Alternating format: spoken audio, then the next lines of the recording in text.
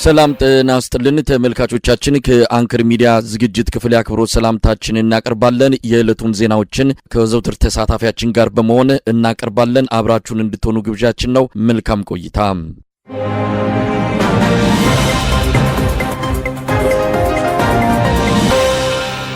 ሁለተኛው ዙር የጽምዶ ስብሰባ በኬንያ ናይሮቢ መካሄዱ ተገለጸ። በፖርት ሱዳን የተካሄደው ቀጣይ ክፍል የሆነው የጽምዶ አባላት ስብሰባ በናይሮቢ ሰሞኑን መካሄዱ ነው ያገኘነው መረጃ የሚያመለክተው። ከፖርት ሱዳኑ ቀጥሎ በተካሄደው በዚሁ የናይሮቢው የጽምዶ ስብሰባ አዳዲስ አባላትና ተሳታፊዎች መገኘታቸውን ነው ስብሰባውን የተካፈሉት ፖለቲከኛና ዲፕሎማት ፕሮፌሰር መሐመድ ሐሰን ለአንከር ሚዲያ ይገለጹት። በቀጣይ በምስራቅ አፍሪካ ባሉ ህዝቦች ዘንድ የጋራ ተጠቃሚነት በጋራ የመጡ አደጋዎችን በጋራ ለመመከት የሚያስችሉ ስትራቴጂዎችን ለመቀየስ ስምምነት በማድረግ ነው የተጠናቀቀው። በጉዳዩ ዙሪያ የዘውትር ተሳታፊያችን አጭር መረጃ አለው። ጽምዶ የተሰኘው በህዝቦች መካከል ማህበራዊ ግንኙነት እንዲጠናከር የተመሰረተው ስብስብ ከሰሞኑ በናይሮቢ ሁለተኛ ጉባኤውን በማካሄድ ወደ ላቀ ምዕራፍ ማደጉን አስታወቀ። በህዝቦች መካከል መልካም ግንኙነት እንዲፈጠር ዋነኛ ዓላማ ያደረገው ጽምዶ በናይሮቢ ሁለተኛ ስብሰባውን ሲያካሂድ ከዚህ በፊት ከኤርትራ እና ከትግራይ ኃይሎች ከተገኙት በአንደኛው ዙር ማለት ነው ከተገኙት ግለሰቦች በተጨማሪ በተጽዕኖ ፈጣሪ ኢትዮጵያውያን ፕሮፌሰር መሐመድ ሐሰን ጨምሮ አቶ አንዳርጋቸው ጽጌ መገኘታቸውን ለማወቅ ተችሏል። ከዚህ በተጨማሪ የኡጋዴን ነፃ አውጪ ግንባር ተወካዮች እንዲሁም የሲዳማ ህዝብ አርነት ንቅናቄ ተወካዮች በሁለተኛው ዙር ናይሮቢ በተደረገው በሁለተኛው ዙር ጉባኤ የተገኙ ሲሆን በተለይ አማራን ወክሎ የተገኘ ባይኖርም አቶ አንዳርጋቸው ጽጌ በግል ተገኝተው የአማራ ህዝብ ጥያቄ እንዳቀረበ ለማወቅ ተችሏል። ጽምዶ በምስራቅ አፍሪካ ዜጎቻቸው በመልካም ግንኙነት እንዲጠናከር የተፈጠረ ስብስብ ሲሆን ይህ ስብስብ የፖርት ሱዳን ላይ የመጀመሪያ ስብሰባውን ካደረገ በኋላ ናይሮቢ ከሰሞኑ ያደረገው ስብሰባ ብዙ አካላትን ያካተተና ተጨማሪ አጀንዳዎች ላይ ውይይት ያደረገ መሆኑን ለማወቅ ተችሏል። ከዚህ በተጨማሪ በኢትዮጵያ በወታደራዊ እንቅስቃሴ ስርዓቱን በትጥቅ ትግል ለመጣል የሚንቀሳቀሱ ኃይሎች በተለይ የፋኖ ወይም የአማራ ፋኖ ብሔራዊ ንቅናቄ፣ የህወሓት ኃይሎች፣ የአፋር ዲሞክራሲያዊ ኃይሎች ግንባር ወይም ጉጉሙ ከቤንሻንጉል ታጣቂዎችን ጨምሮ በርካታ ስርዓቱን በጋራ ለመጣል የሚታገሉ ኃይሎች ትብብር የሚል አንድነት በመፍጠር ከብልጽግና አገዛዝ ጋር ለመፋለም ዝግጅታቸውን መጨረሳቸውን እያስታወቁ ይገኛሉ። የፋኖ ህዝብ ግንኙነት መምሪያ ኃላፊ አርበኛ አስረስ ማረ ከአንከር ሚዲያ ጋር ባደረገው ቃለ መጠይቅ ከነዚህ ኃይሎችና ከሌሎችም በኢትዮጵያ አንድነት ከሚያምኑ ድርጅቶች ጋር በጋራ ስርዓቱን ለመጣል የሚደረገው ስምምነት ወደ መጨረሻ መድረሱን በማስታወቅ በቅርብ ቀናት የተደረሰበትን ስምምነት ለኢትዮጵያ ህዝብ ይፋ እንደሚያደርጉ አያይዘው ጠቅሰዋል። ከዚህ በተጨማሪ ትብብሩ ወደ ላቀ ደረጃ እያደገ መምጣቱን በአንዳንድ ቦታዎች ላይም የጋራ ወታደራዊ እንቅስቃሴ በማድረግ አመርቂ ውጤቶችን ማግኘቱን እግረ መንገዳቸውን የጠቀሱበት ሁኔታ ነው ያለው። የጽምዶ የተባለው ስብስብ በተከታታይ ስብሰባዎችን ማካሄዱ በብልጽግና አገዛዝ ላይ ከፍተኛ ድንጋጤ ውስጥ እንዳስገባውና ከዚህ በተጨማሪ ይሄንን ጽምዶ የሚባለውን ኃይል በኢትዮጵያ በተለይ በኢትዮጵያ ሰርጾ እንዳይገባ ለማድረግ በተለያየ የሚዲያ አካላት ይሄንን ለመቃወም የሚዲያ ሰራዊትን አሰልፎ ይሄ ስርዓት የኢትዮጵያን ሊያፈርስ የሚችል ነው በማለት ጽምዶ ላይ ከፍተኛ ዘመቻ እያደረገ እንደሚገኝና ነገር ግን የጽምዶ ኃይሎች በማህበራዊ ግንኙነታቸው ከፍተኛ ደረጃ ላይ እየደረሱ መምጣታቸውንና በህዝብ ዘንድም ተቀባይነት እያገኙ መምጣታቸውን የአገዛዙ ስርዓት ከፍተኛ ድንጋጤ ውስጥ እንደከተተው ነው መረጃዎች እያመላከቱ የሚገኙት።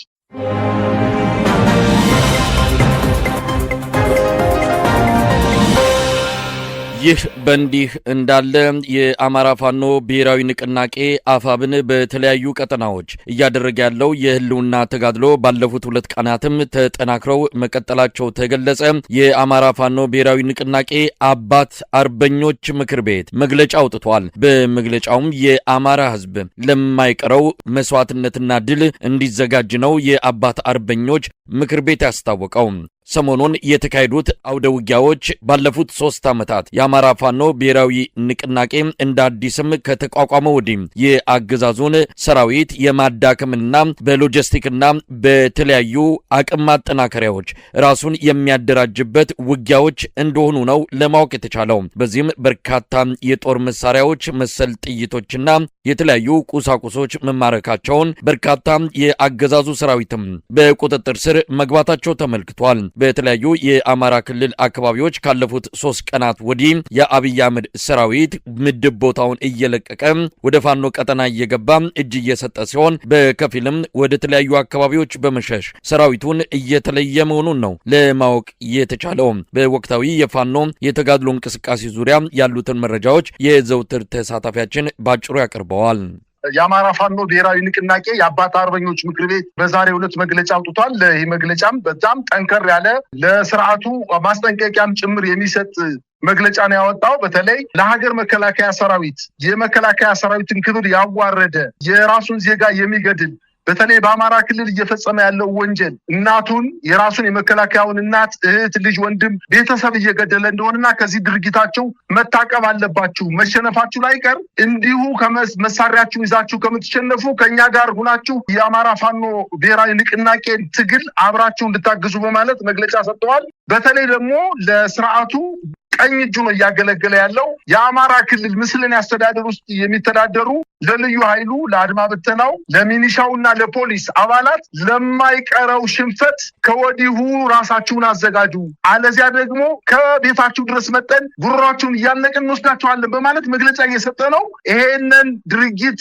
ለደሞዝ ሩሃና ለሌለው ደሞዝ፣ ለተለያየ ጥቅማጥቅም፣ ለመሬት ለከተማ ቦታ ብላችሁ ህዝባችሁን የምትገሉ የአድማ ብተና፣ የልዩ ኃይል፣ የፖሊስና ሌሎችም የታጠቁ ኃይሎችን ማስጠንቀቂያ በመስጠት ከዚህ ድርጊታቸው እንዲታቀቡ ማድረግ በማለት ማሳሰቢያ ሰጥቷል። በሶስተኛ ደረጃ ለብልጽግና አመራሮች እንዲሁ ከፍተኛ ተመሳሳይ ማስጠንቀቂያ መስጠቱን ነው መረጃዎች የሚያመላክቱት። ከዚህ በተጨማሪ እንግዲህ በትናንትናው ዕለት በማዕከላዊ ጎንደር በጎንደር ዙሪያ ወረዳ መገጭ ግድብ አካባቢ መሽጎ በሚገኘው የአገዛዙ ጥምር ጦር ላይ የጎንደር ጠቅላይ ግዛት በላይ ዘለቀ ዕዝ በዳግማዊ ቴዎድሮስ 5ኛ ኮር ስር የሚገኘው ጎንደር የበጋሻው ክፍለ ጦር አሃዶች በፈጸሙት ከፍተኛ የማጥቃት እንቅስቃሴ በአገዛዙ ጦር ላይ ከፍተኛ ጉዳት መድረሱንና ይሄንን የዙሪያ ከበባ ውስጥ የገባውን የአገዛዙን ጦር ለማዳን ከአዘዞ በከባባድ መሳሪያዎች በዙ 23 በመድፍና በተለያዩ የቡድን መሳሪያዎች ታግዞ ይህን የተከበበ ኃይል ለማስወጣት እንቅስቃሴ ቢያደርግም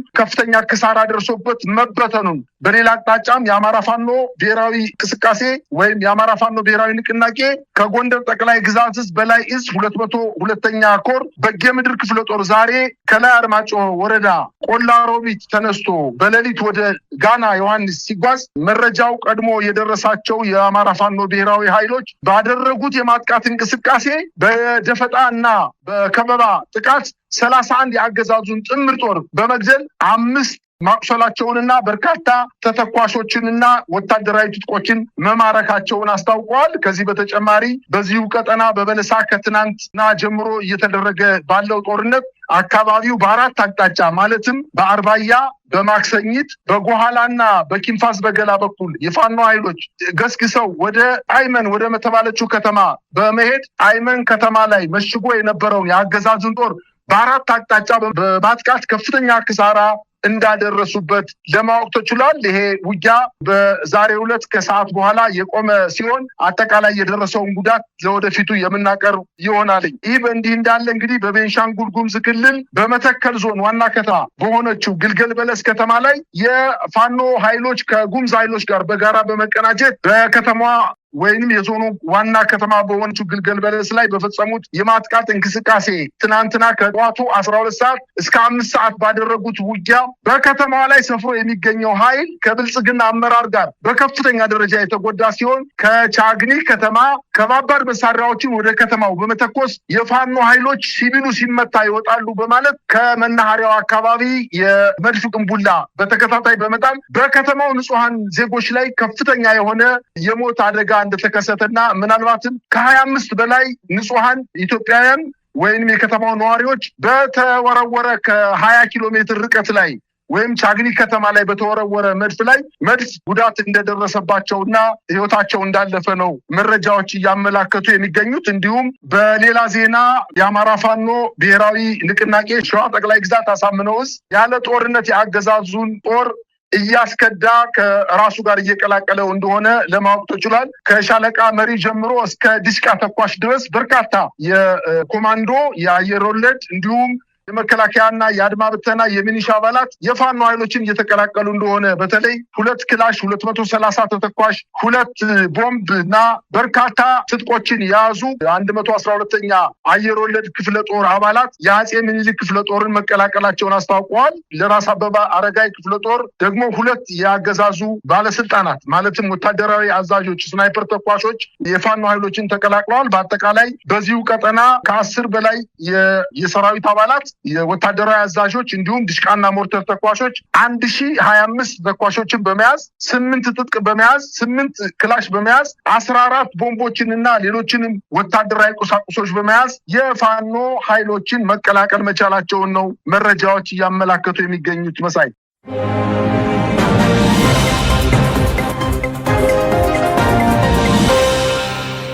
የአማራ ተወላጆች ላይ ያነጣጠረ ግድያ እየተፈጸመበት ባለው የጉራጌ ዞን አካባቢ አሁንም ከፍተኛ የሆነ ስጋት እንዳላቸው የአማራ ተወላጆች ገለጹ።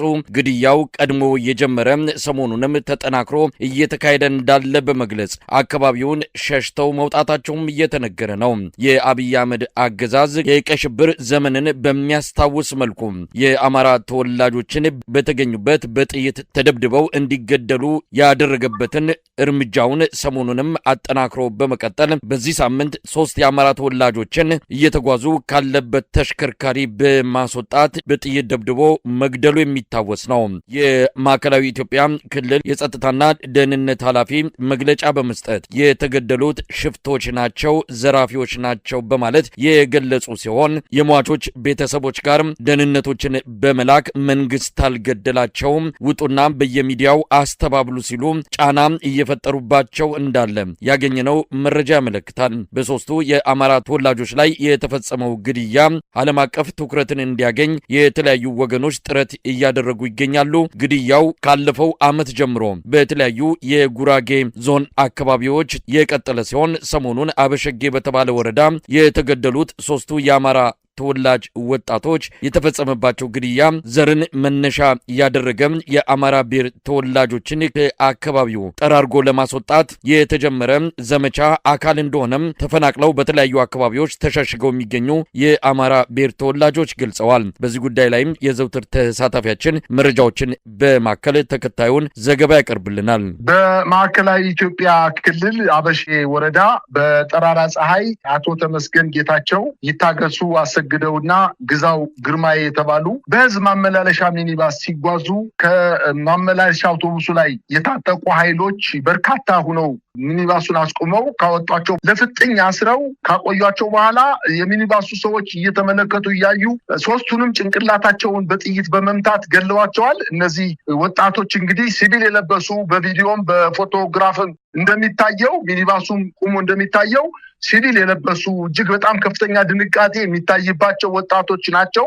እነዚህ ወጣቶች እንግዲህ ተወልደው ያደጉት እዛው አካባቢ ነው፣ አበሽጌ ወረዳ። ይሄ ወረዳ በደቡብ ምዕራብ ኢትዮጵያ ክልል እጅግ በጣም ትርፍ አምራችና በርካታ የአማራ ተወላጆች ለብዙ ዘመናት እዛ ተወልደው ያደጉበት አካባቢና በአመራርነትም ደረጃ እዛው ሲኖሩ የነበሩ ወረዳ የሚያስተዳድሩ በምርትም ከፍተኛ የሆነ ምርት ለኢትዮጵያ ሕዝብ የሚያቀርቡ ወረዳ ሆኖ እያለ ነገር ግን አሁን የነዚህ 3 ሰዎች መሞት በርካታ ነገሮችን ወይም በርካታ ሚስጥሮችን እያወጣ ነው የሚገኘው። ይሄ ወረዳ ለኦሮሚያ ክልል በተወሰነ ደረጃ ያዋስናል። የክልሉ የሰላምና ደህንነት ቢሮ ኃላፊ እንደተናገረው ከሆነ የአካባቢ እየተዳደረ ያለው በኮማንድ ፖስት አማካኝነት ከኦሮሚያ ክልል የመጡ የወታደራዊ አዛዦች እንዲሁም የልዩ ኃይል አባላት እንዲሁም በደቡብ ምዕራብ ኢትዮጵያ የሰላምና ጸጥታ ቢሮ የታጠቁ ኃይሎች በኮማንድ ፖስት የሚያስተዳድረው ሆኖ እያለ ነገር ግን ያልታጠቁ ኃይሎችን ከሚኒባስ አውርደው በከፍተኛ ጭካኔ በመግደል ብቻ ሳይበቃቸው ከገደሏቸው በኋላ በጣም የሚያሳዝነው ከተወለዱበት አካባቢ ወደ ቤተሰቦቻቸው አካባቢ አስክሬናቸውን በመውሰድ ለ3 ተከታታይ ቀናት አስክሬናቸው እንዳይነሳ በማድረግ እኔን ያየ ይቀጣ እንዲልና ህብረተሰቡ እንዲሸማቀቅ ለማድረግ ከፍተኛ ጥረት አድርገዋል። ህብረተሰቡ ከ3 ቀን በኋላ ይህን አመራሮች ለምኖ ደጅ ጠንቶ አስክሬን እንቅበር ብሎ ለምኖ ከወደቁበት ቦታ 3 ተከታታይ ቀናት ጠብቆ አንስቶ እንደቀበራቸው ነው መረጃዎች የሚጠቁሙት። እንግዲህ አልገደልንም እንዳይሉ የክልሉ መንግስት የሰላምና ጸጥታ ቢሮ ኃላፊ በሽፍቶች ላይ እርምጃ ወስደናል። የክልሉ ሰላምና ጸጥታ ቢሮ ኃላፊ ሽፍታ ስለሆኑ እርምጃ ወስደንባቸዋል። እነዚህ ሰዎች ሲዋጉ አልተያዙም። እንግዲህ በዓለም አቀፍ የጦርነት ህግ መሰረት በውጊያ መካከል እንኳን የተያዙ ሰዎች የጦር ምርኮኛ እንክብካቤ ተደርጎላቸው በተለየ ሁኔታ እንዲያዙ የኢትዮጵያ የፈረመችው ህግ እንዳለ ሆኖ እነዚህ ሰዎች ከገደሏቸው በኋላ ሽፍታ ናቸው፣ ስለዚህ በሽፍታ ላይ እርምጃ መውሰዳችን ትክክል ነው በማለት ንጹሃንን እየገደሉ ምክንያት እየሰጡ ነው የሚገኙት።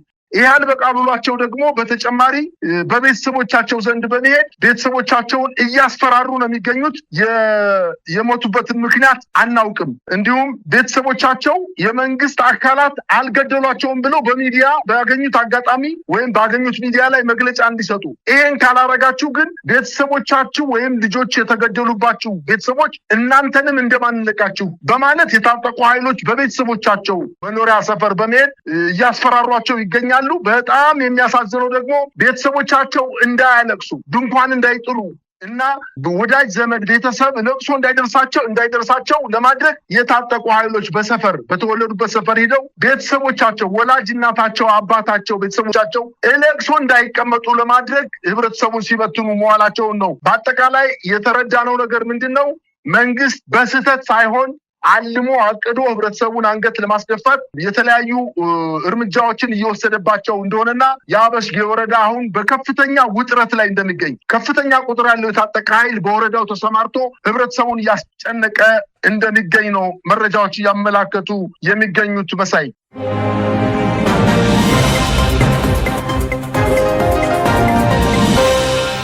የአብይ አህመድ አገዛዝ በእስር ላይ የሚገኙ የአማራ ብሔር ተወላጅ ጋዜጠኞች፣ የሰብአዊ መብት ተሟጋቾች፣ ፖለቲከኞችና ባለሀብቶች ላይ የጀመረውና በይቅርታ እንዲወጡ እያደረገ ያለው አስገዳጅ እርምጃ በተለይም አንፈርምም ባሉት እስረኞች ላይ ተጠናክሮ መቀጠሉ ተገለጸ።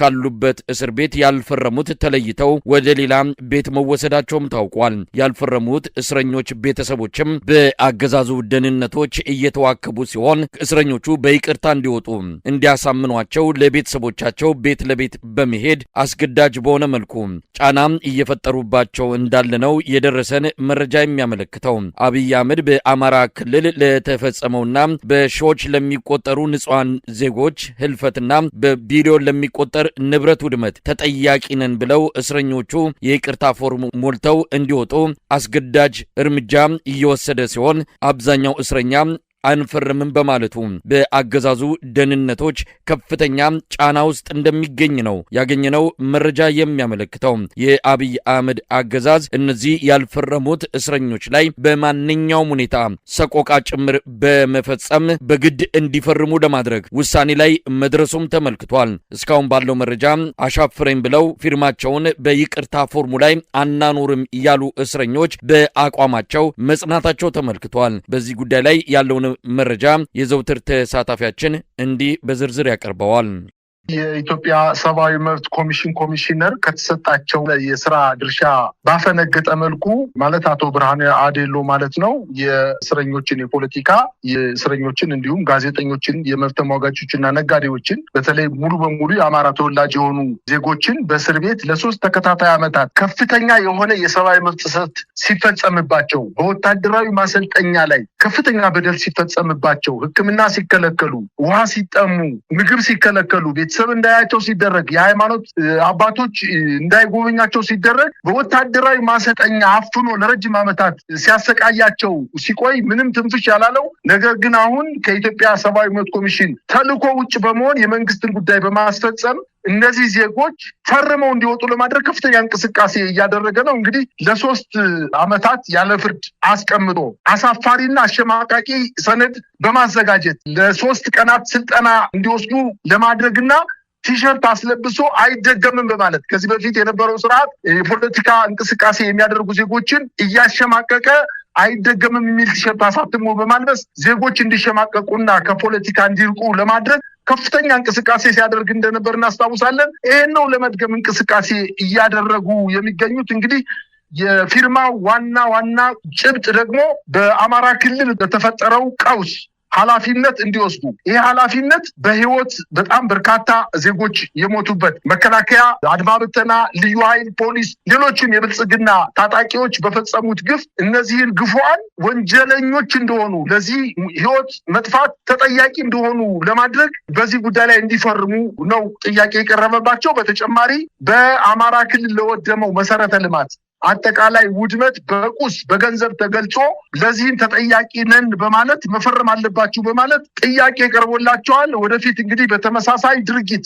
እንደማይሳተፉ ቃል እንዲገቡም ተጠይቀዋል። እንግዲህ ቃሉን ካፈረሱ መንግስት ለሚወስድባቸው ማንኛውንም አይነት ህጋዊ እርምጃ መንግስት የማይጠየቅ መሆኑን አውቃችሁ ፈርሙ በማለት እያስፈራሯቸው ይገኛሉ። እንግዲህ ከዚህ በተጨማሪ ደግሞ እምቢ አንፈርም ያሉት ደግሞ እንዲሁም የፈረሙትንም ጭምር አገሪቷ በአማራ ትውፊቶችና እሳቤ መመራት አለባት የሚል አቋም ማራመዳችሁ ወንጀል መሆኑን እንድታውቁት፣ ያለ አግባብ የተወሰዱ የአማራ ርስቶች መመለስ አለባችሁ ማለታችሁ ወይም ይህ አቋማችሁ ወንጀል መሆኑን አውቃችሁ ከዚህ እንቅስቃሴ እንድትቆጠቡ፣ በአማራ ክልል የሚንቀሳቀሱ ጽንፈኛ ኃይሎችን እንዲያወግዙ ቅድመ ሁኔታዎች ተቀምጠው በይቅርታ ህጉ ገና ወንጀለኛ ያልተባሉ መሳይ እንግዲህ በዚህ የይቅርታ ህግ በኢትዮጵያ የይቅርታ ህግ መሰረት አንደኛ የይቅርታ ህጉን የሚሰጠው የመንግስት ስራ አስፈጻሚ ሳይሆን የሀገሪቱ ፕሬዚደንት ነው። እንግዲህ ይቅርታ የሚሰጣቸው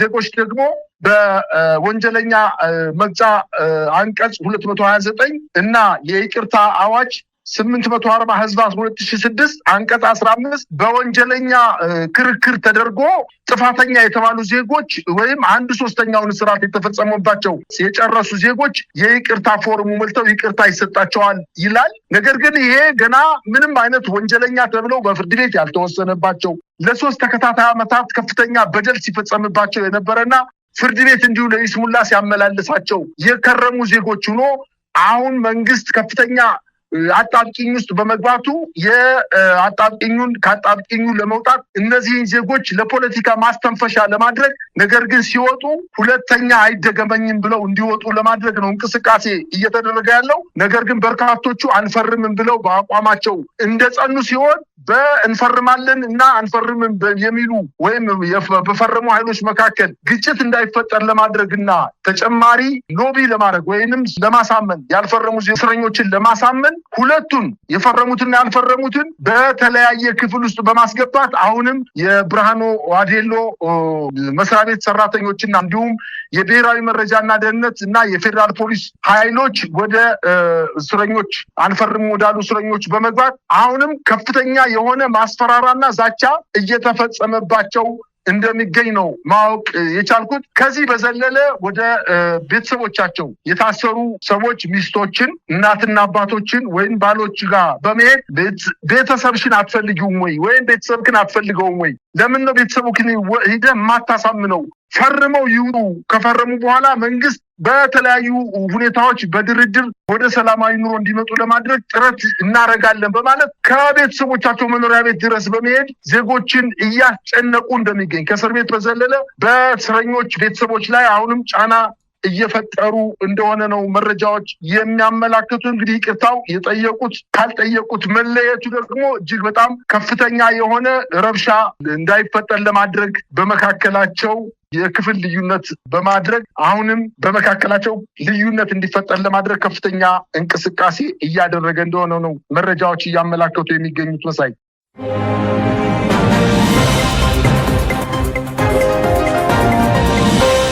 በመጨረሻም የኦህዴድ ብልጽግና አዲስ አበባ በኦሮሚያ ክልል ስር ትጠቃለል፣ የኦሮሚያ ክልል ርዕሰ መዲናም ትሁን የሚለውን አቋሙን በአስገዳጅ ሁኔታ ተፈጻሚ ለማድረግ ያለ የሌላ ኃይሉን አስተባብሮ እየተንቀሳቀሰ መሆኑ ተገለጸ።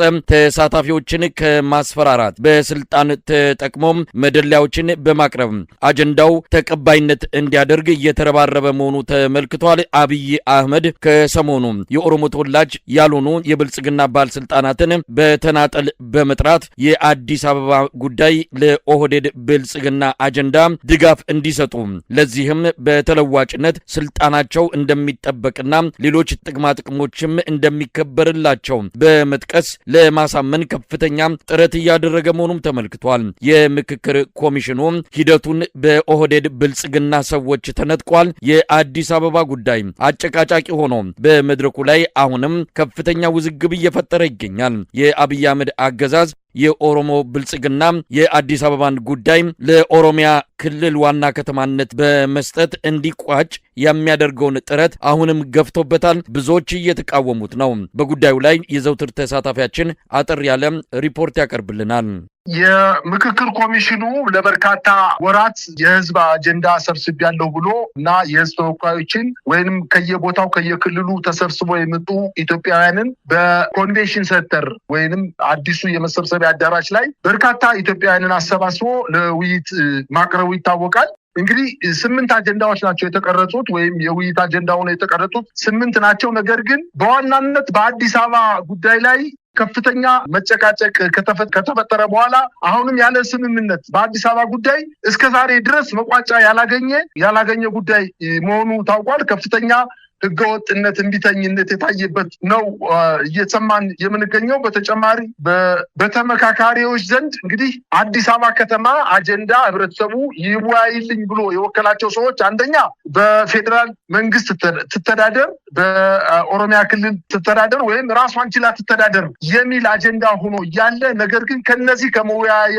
አጀንዳዎች ውጪ በፌዴራል መንግስቱና ነገር ግን የኦሮሚያ ክልል መቀመጫ መሆን አለባት የሚል ከዚህ በፊት በአጀንዳ ያልተቀረጸ ነገር ግን ከነዚህ 3 አጀንዳዎች ውጪ የሆነው የኦሮሚያ ብልጽግና አሁን በተለየ መንገድ እጅግ በጣም ጨካኝነቱን አምባገነንነቱን እያሳየበት የመጣበት ሁኔታ ነው እየተፈጠረ ያለው። እንግዲህ አዲስ አበባ ጉዳይ አሁንም በውጥረት እየቀጠለ መሆኑንና በተለይ የኦህዴድ አመራሮች በምክክሩ ሙሉ በሙሉ በተሸናፊነት ያጠናቀቁ በመሆኑ አሁን ስልቱን በመቀየር በተለይ የብልጽግና ከፍተኛ የኦህዴድ የብልጽግና አመራሮች ስልታቸውን በመቀየር የፖለቲካ አመራሮችን በማስፈራራት በመደለልና በተለያዩ መንገዶች በማባበል የእነሱን አጀንዳ እንዲፈጽሙላቸው ለማድረግ ከፍተኛ ጥረት ትንቅንቅ ውስጥ ነው የገቡት። አንዳንዶቹ ደግሞ በተለይ የአዲስ አበባ ዩኒቨርሲቲ ፕሬዚዳንት ዶክተር ሳሙኤል ክፍሌ የፊንፊኔ ጉዳይ የሚመለከተው ኦሮሞን ብቻ ነው፣ በዚህ ጉዳይ ላይ ከሀበሻ ጋር መነጋገር አያስፈልግም፣ ፊንፊኔ ለቄሮ የደም ካሳ የተሰጠች የኦሮሞ መሬት ናት፣ ስለዚህ ውይይት አያስፈልግም በማለት በግራና በቀኝ ሲፋለሙ የነበሩ የኦሮሞ የተለያዩ የፖለቲካ አመራሮች አሁን አንድነት በመፍጠር ከብልጽግና ኦህዴድ አመራሮች ጋር በጋራ በአዲስ አበባ ጉዳይ ላይ ድርድርም አያስፈልግም፣ በዙሪያው የሚገኘው የገዳ ኮማንዶ በአዲስ አበባ ዙሪያ የሚገኘው የገዳ ኮማንዶ ገብቶ ይወራታል በማለት በይፋ ተሸናፊነታቸውን ለማሳየት ሞክረዋል። ብልጽግና እንዲሁ ደግሞ የማንነትና የወሰን ጥያቄ ያላችሁ ፓርቲዎች ጥያቄያችሁ እንዲመለስላችሁ ከፈለጋችሁ እኛን የኦህዴድ አመራሮችን አዲስ አበባን የኦሮሚያ እንድናደርግ የሚያስችለንን ድጋፍ እንድሰጡን በማለት በመደለል ላይ ይገኛሉ። በተለይ የአማራ ክልል ተወክለው የመጡ ኃይሎችን ተጨማሪ የሚኒስተርነት ማዕረግ፣ የቢሮ ኃላፊነት ማዕረግ፣ ሌሎችንም ስልጣኖችን እንሰጣቸዋለን፣ ለአንዳንዶችም ደግሞ የመንግስት ተወካይ ያልሆኑ ሰዎችን ደግሞ በጣም በብዙ ሚሊዮን የሚቆጠር ገንዘብ እንሰጣቸዋለን፣ የእኛን ውሳኔ ደግፉ በማለት እየደለሏቸው ይገኛሉ። ነገር ግን አሁን ይሄ መደለል ብዙ ውጤት ያመጣላቸው አይመስለኝም። ስለዚህ አጀንዳው መጀመሪያም ለውይይት መቅረብ የለበትም የሚለውን አቋም ይዘው የአዲስ አበባ ጉዳይ በጉልበት ለማስፈጸም ከፍተኛ እንቅስቃሴ እያደረጉ እየመጡ እንደሆነ ነው መረጃዎች የሚያመላክቱት።